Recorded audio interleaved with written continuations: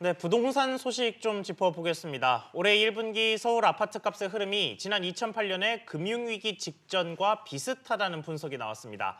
장기적으로는 서울의 아파트값이 계속 떨어질 것이란 전망이 나오고 있는데요. 이런 가운데 최근 강남권 아파트의 증여는 지난해에 2배 이상 급증한 것으로 나타났습니다. 이 내용은 김정현 기자와 짚어보겠습니다.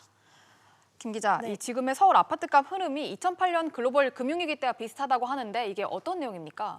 네, 2008년 금융위기 직전에는 이 9억 원 이상 고가 아파트가 밀집한 강남권은 아파트 값이 떨어지고 9억 원 미만 중저가 아파트가 많은 노원, 도봉, 강북, 이른바 노도강 등 서울 외곽 지역은 아파트 값이 오르는 현상이 나타나는데요.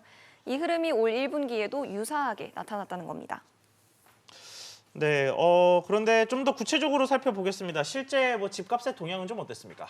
네, 2007년 말부터 8개월간 강남 3구 아파트 값은 많게는 4%가 넘게 하락했지만 노도강 지역은 최고 22%까지 올랐습니다. 예. 올해 1월부터 3월까지 3개월간 아파트 값도 강남 3구는 1%도 채 되지 않는 상승률을 보이고 있지만 노도강 지역은 가파르게 오르고 있는데요.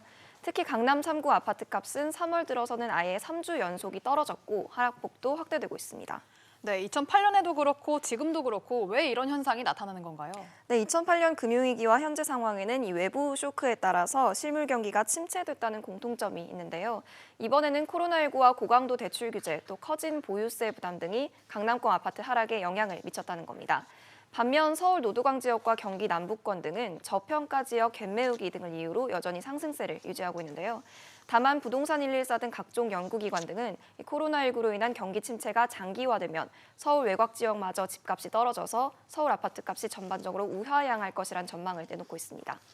네, 그리고 이런 가운데 강남권에는 집을 파는 매도보다는 증여를 택하는 사람들이 많아졌다고 하더라고요. 네, 그렇습니다. 이 강남 다주택자들 사이에서는 집을 팔기보다는 자녀 등에게 물려주기로 결정한 사람들이 많은 것으로 나타났는데요. 강남 4구의 올해 1, 2월 아파트 증여는 1,456건으로 서울 전체의 48.9%를 차지했습니다. 직전 2개월보다 3배 가까이 늘어난 수치인데요. 작년 같은 기간과 비교해도 2배가 넘게 늘었습니다. 네, 이렇게 증여가 늘어난 이유가 뭘까요? 네, 코로나19로 부동산 침체가 예상되기는 하지만 이 강남권만큼은 집값이 좀 꺾이지 않을 것이라는 기대 심리가 작용한 것으로 분석이 되는데요. 아직 집을 팔 생각이 없으니 집값이 떨어졌을 때 증여를 해서 증여세라도 줄이겠다는 겁니다.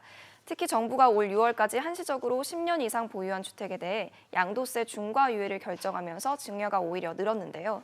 강남권에서 인기 있는 증여 방안인 부담부 증여의 경우 증여 부분은 증여세를, 채무 부분은 양도소득세를 부과하는데 이번 양도세 중과유예로 세금 부담이 기존보다 10에서 20% 낮아지는 효과가 생깁니다.